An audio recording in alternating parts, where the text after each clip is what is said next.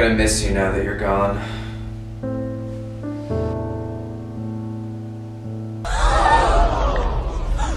Oh my god! I can't believe you're alive! Well, I couldn't let you bury me in this. That's fair. And I wouldn't have wanted to do the show without you anyways. Now, if we could only bring those dead franchises back from the grave. So grab your beer, somebody pass me an iron, and let's get started.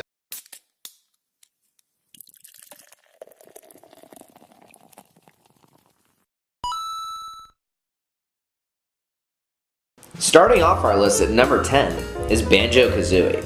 Banjo-Kazooie was a fan favorite when it debuted on the N64 back in 1998. It was very similar to Nintendo's Super Mario 64, although I personally enjoy Banjo-Kazooie much more due to the better graphics and a more original storyline, as well as the new characters. Rare followed up with a sequel in 2000 titled Banjo-Tooie, which was also met with commercial and critical success. After Rare's acquisition by Microsoft in 2002, the Banjo-Kazooie IP went along with it. Two handheld spin-off titles came out between 2002 and 2008 when Banjo-Kazooie Nuts and Bolts was released for the Xbox 360.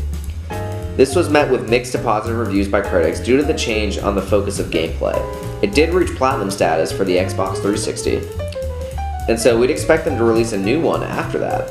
Perhaps with Nintendo's successful releases of new Mario platformers, Rare and Microsoft can take a look at the series again and try to release a title in that mold. At number 9 we have NBA Street. EA is known for their annual releases of sports games. They churn out the same regurgitated experience with a new coat of paint every year. But there was a time when EA was releasing something unique. NBA Street played nothing like real basketball, focusing more on globetrotter type dribble moves, alley-oops, double dunks, things like that. NBA Street may have been ridiculous as a basketball game, but it was ridiculously fun. The first NBA Street game came out in 2001. NBA Street 2, arguably the best in the series, came out 2 years later. The games brought old NBA legends, current NBA players, and fictional street ballers into one epic game of 3-on-3. NBA Street Home Court, releasing in 2007, was the final game in the series. But in a world where sports games are getting more and more realistic, we'd like a return of a series like this to remind us that these games, and these sports, are about fun. Coming up next on our list is Half-Life.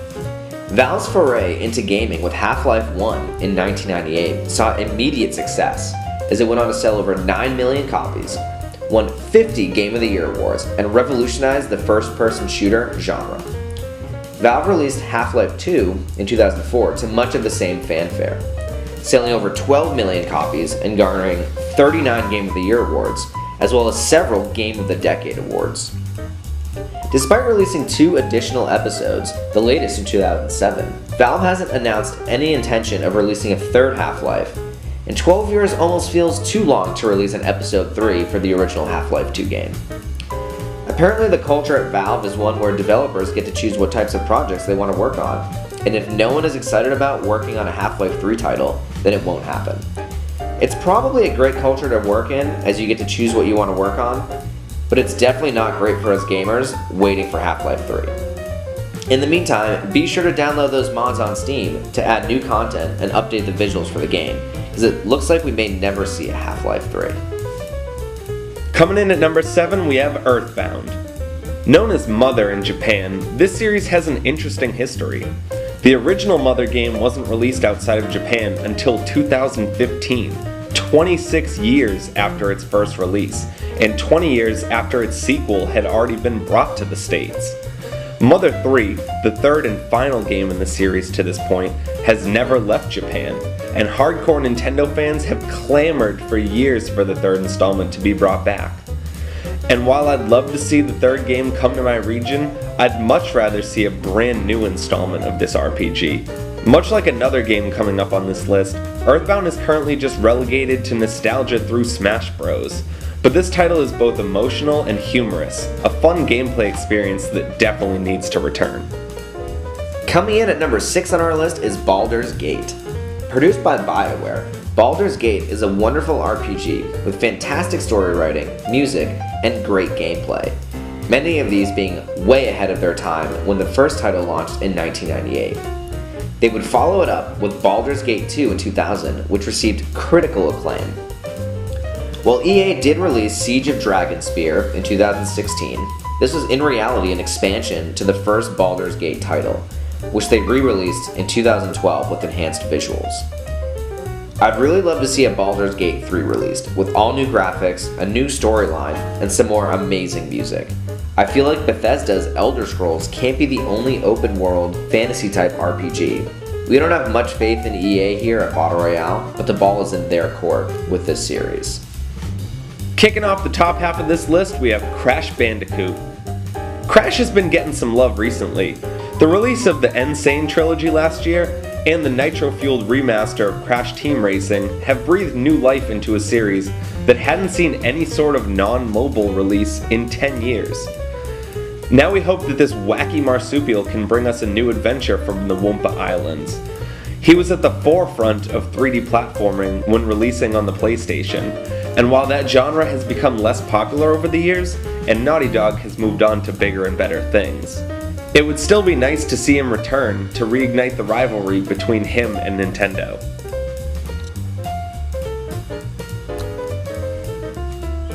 At number 4 on our list, we have probably one of my favorite games, Knights of the Old Republic.